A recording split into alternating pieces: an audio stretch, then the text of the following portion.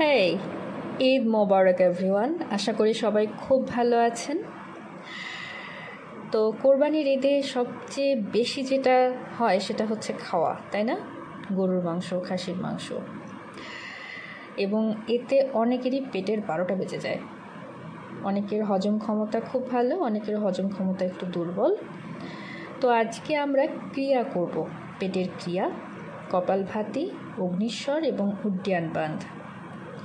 যাদের গ্যাসের প্রবলেম খুব বেশি হয় পেটে, যাদের IBS আছে, যাদের হজম ক্ষমতা খুবই খারাপ অবস্থা, এবং যারা হজম ক্ষমতা বাড়াতে চাই, আমরা সবাই এক সাইডে চলে আসি। আমরা এখন পেটের এসব ক্রিয়া করব। তো কাদের কাদের করা যাবে, কারা করতে পারবেন না, কখন করবেন, সব কিছুই আমরা জানব।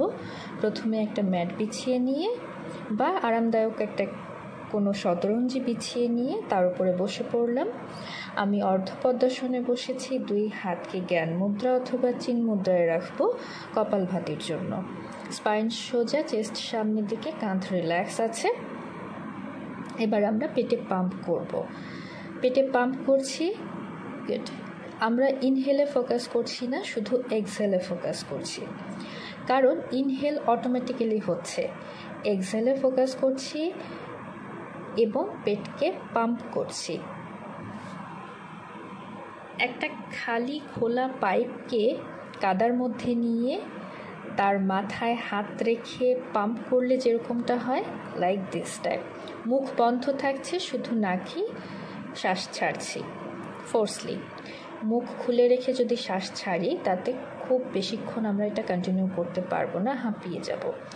তাই প্রত্যেক সেকেন্ডে একবার করে পাম্প করার চেষ্টা করব, নাক দিয়ে শ্বাস ছাড়বো, ঠিক আছে? অ্যাটলিস্ট 1 মিনিট চালানোর চেষ্টা করব এটাকে। পরপর 3 রাউন্ড করে নেব।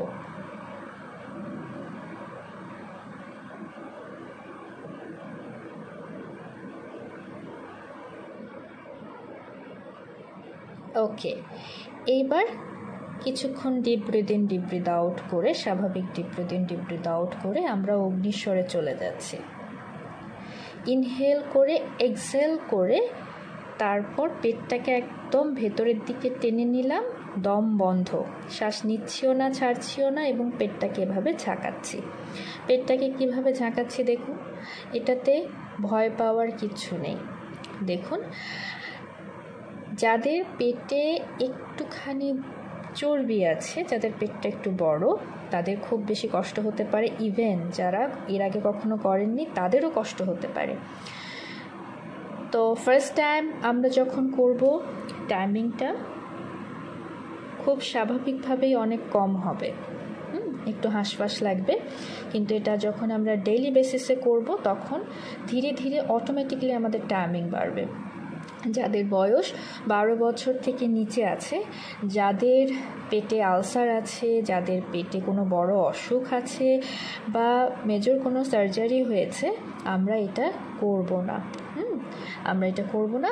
এবং ফিমেলদের জন্য যে কয়েকদিন আমাদের মাসের ফিমেল টাইম চলে, মেন্স চলে, আমরা সে কয়েকদিন এটা করব না। এবং যাদের প্রেগনেন্সির প্রিপারেশন নিচ্ছেন, আপনারা এটা করবেন না। প্রেগনেন্ট থাকা অবস্থায় তো ডেফিনেটলি করবেন না। এটা করতে হবে, এটা না শুধু, প্রত্যেকটাই, কপালভাতি, অগ্নিশ্বর, উড্ডীয়ন বাঁধ, 3টাই করতে হবে একদম খালি পেটে। তো কখন করব? সবচেয়ে বেস্ট টাইম কোনটা? সকালবেলা। সকালবেলা যখন পেট একদম খালি থাকে, আমরা সকালে যারা নর্মালি পানি খাই ঘুম থেকে উঠে খালি পেটে, আমরা পেট ক্লিয়ার করে নিব পানি খেয়ে। কিছুক্ষণ পর, 15-20 মিনিট পর পেট ক্লিয়ার হয়ে যাবে যখন, তারপর আমরা এই 3টা পরপর করব, কপালভাতি, অগ্নিশ্বর এবং সব শেষে উড্ডীয়ন বাঁধ। এখন আমরা উড্ডীয়ন বাঁধে যাচ্ছি। ইনহেল করে, এক্সহেল করতে করতে পেটটাকে একদম ভেতরের দিকে টেনে নিলাম, একদম খিচে নিব, যতটা সম্ভব ফোর্স দিয়ে খিচে নিব। ইনহেল করে, এক্সহেল করে, দম বন্ধ রেখে তারপর খিচে রাখতে হবে। অগ্নিস্বরে কি করেছি, ইনহেল করে এক্সেল করেছি, তারপর দম বন্ধ রেখে পেটটাকে টেনে ধরে ঝাঁকিয়েছি, তাই না? এখানে ঝাঁকাবো না, জাস্ট টেনে ধরে থাকবো, ঠিক আছে? পরপর 3 রাউন্ড করব, প্রত্যেকটাই পরপর 3 রাউন্ড করব। এটার সাথে আমরা অশ্বনি বন্ধ করতে পারি। রেকটাম এরিয়াকে টেনে ধরবো, রেকটাম এরিয়াকে ভেতরের দিকে খিচে টেনে ধরবো। এই রেকটাম এরিয়াকে টেনে ধরা বা অশ্বনি বন্ধ আমাদের যাদের ফেস্টুলা আছে, যাদের কনস্টিপেশনের খুব সমস্যা হয়, ব্লাড যায় মাঝে মধ্যে যখন কনস্টিপেশন হয়, এদের জন্য না ভীষণ ভালো, ভীষণ ভীষণ ভীষণ উপকারী। একদম ইনস্ট্যান্ট আপনি রেজাল্ট পেয়ে যাবেন, খুব আরাম পাবেন যদি এটা আপনারা করেন। অবশ্যই রেগুলার করতে হবে, রেগুলার সকালে এটাকে জাস্ট দিনের একটা অংশ করে নিন। ভালো থাকুন।